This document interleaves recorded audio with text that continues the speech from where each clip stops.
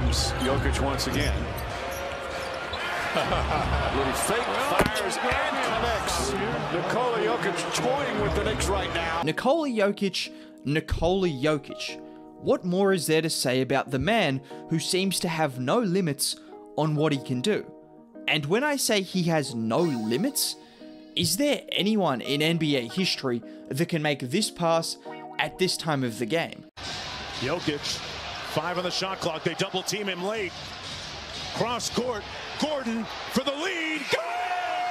Not only did he get off the pass over a double team, which included a 7-footer, but to get it right in the shooting pocket of Aaron Gordon, we are truly witnessing something different right now with Nikola Jokic. Because not only is he one of the greatest passers of all time, he's also so much more, and he continues to prove that every single game.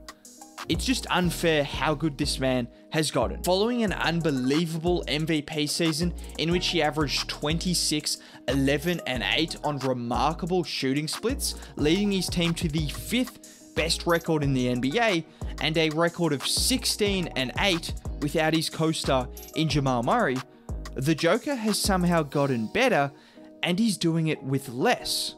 Just imagine for a second, you can build a custom player.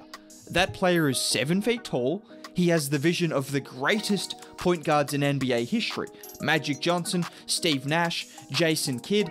He can pass like those guys. As a scorer, he can do it all. He shoots like Dirk Nowitzki from 3 and from the mid-range. He has the footwork of any great big you compare him to, Hakeem Olajuwon, any of those guys. He can rebound like some of the best rebounders ever at 14 a game, and that weakness that he used to have and to be criticized for has now turned into a strength on the other end of the floor. All of those things would make sense when describing Nikola Jokic, and at 26, I think we are just starting to see the prime of Nikola Jokic. And if you think he can't get any better, this is what Jamal Murray said on a podcast recently. Explain the difference between him when you met him to now. The same guy. Same guy? Same guy. Goofy, funny. He's just gotten so much more comfortable playing at the pace that he wants to, and he's shown that year after year. And I still think his best is yet to come. He just sees the game at a different level than everybody. Now, just to put into context how special Jokic has been this year at age 26, here are his numbers at 26 compared to LeBron James's numbers at 26. Yes, I promise you, he really is that good. And I'll get more into the numbers a bit later, don't you worry. But I want to focus on his game from a couple of days ago, because it just encapsulated everything that makes Jokic such a special player. Entering the second half, down by 12 to the Clippers, as a result of the 18-2 run the Clippers went on in the second quarter with Jokic on the bench, Jokic decided he wasn't going to lose this one. No, you don't need to rub your eyes. In 23 minutes, those were the numbers he put up. And here were just a couple of examples of what he did to the Clippers, and in particular, Ivica Zubac, who had the unenviable task of going up against Jokic on an island. Down 3 points with 2 minutes remaining. Jokic gets the ball just above the top of the key. He fakes out Zubac with his 3-point threat before driving straight through, yes, straight through Ivica Zubac before gracefully stepping through the lane and using the softest of touch for the and one. A minute later, with the Nuggets trailing again, this play is great. Barton comes to set the screen, which Jokic had been utilizing all game. Zubac anticipates that, so Jokic hits him with a quick crossover before spinning and hitting an incredibly difficult hook shot off the glass. It truly says something when we take a move like that from a 7-footer late in the game for granted. Now, those are just a couple of examples of what Jokic did against the Clippers in one of the most dominant second half performances you will see in NBA history. But I just wanted to give a couple of examples because when you're looking at what Jokic has done this season, there's so much more than just an absolute dominant performance against the Clippers. That performance might have got him posted on highlight pages for the first time all season, despite having another historic season, but he has done so much more than just dominate Ivica Zubac and the Clippers. And before we get into more of what he's been doing to defenses, let's just have a look at the stats, because when you're talking stats, this is what makes his MVP case so difficult to ignore.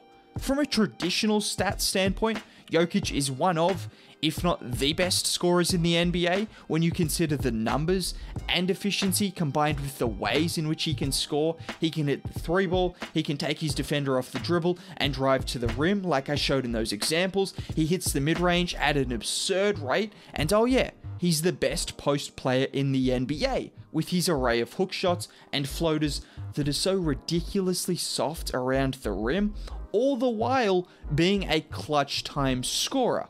He is one of the best scorers, if not the best scorer in the NBA, all the whilst not getting the foul calls that he should be getting.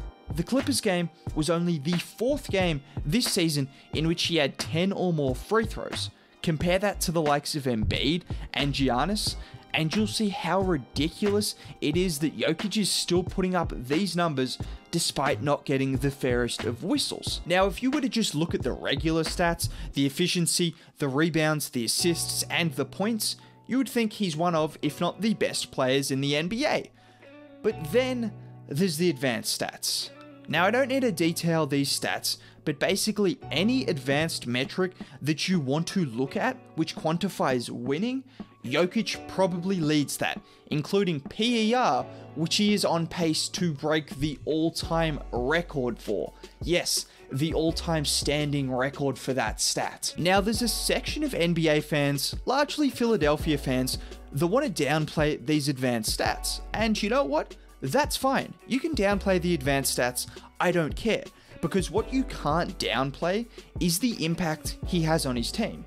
Take the Clippers game, for instance. Here's Nikola Jokic exiting the game with the Nuggets holding a 3-point lead with 1 minute remaining in the first. And here is the scoreboard with Jokic re-entering the game. Yep, a double-digit swing in the matter of 6 minutes. And if you think that's an outlier, why not another example from the game before? This is the scoreboard as Jokic takes his first rest, and would you look at the scoreboard as Jokic returns? For reference, Jokic had a plus-minus of +5 against the Jazz in a blowout loss, and +15 in a 3-point win against the Clippers. If you were to just adjust the Nuggets record based off Nikola Jokic's plus-minus, the Nuggets would be 25, 11, and 3. The 3 times being in which Jokic was a neutral on plus-minus. Now, plus-minus is by no means the be-all and end-all, or is by no means the most accurate stat.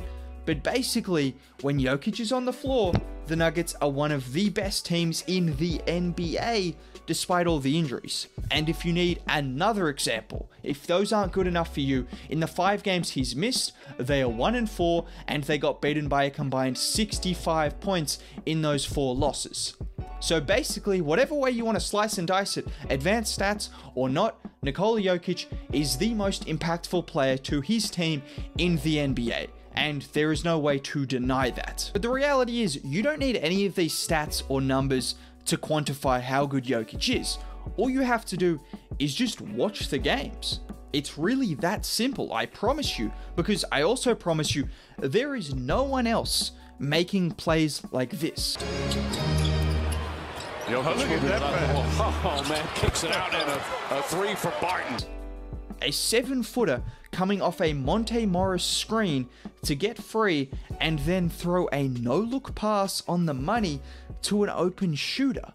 What else can you really say? This man is quite literally breaking everything we knew about the NBA at his position and doing so with such ease. But then in response to this, a lot of people like to reference his defense. Oh, but he's not a good defender. Not only do the stats suggest Jokic is now an elite defender, and the stats suggest that when Jokic is on the floor, he is a part of an elite defense, but you can see it. You can see it when he plays, the impact he has in the passing lanes. He leads the league in steals among centers, he's second in deflections, he's come up with some crucial crunch time plays, including a block to win the game against the Houston Rockets.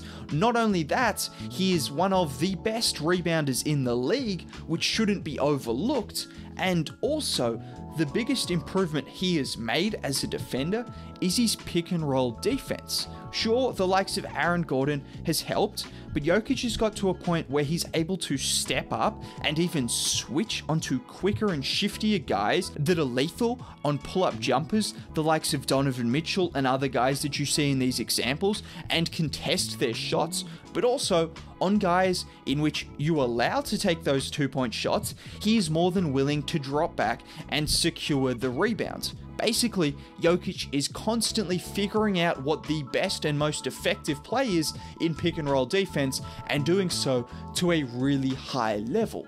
Maybe he's not the best defender in the league. I don't expect him to ever be, but he has got to become a damn near elite defender any way you look at it. And when you add that to the unstoppable offense that he has, which was encapsulated in a 49-point triple-double against the Clippers, among a number of other historically good performances, Nikola Jokic is just... he's that good. He's just that good. What else do I have to say? That's all I've really got to say, because you know how we feel about Nikola Jokic on this channel. Drop a like on the video if you enjoyed. Subscribe to the channel. Have a good day.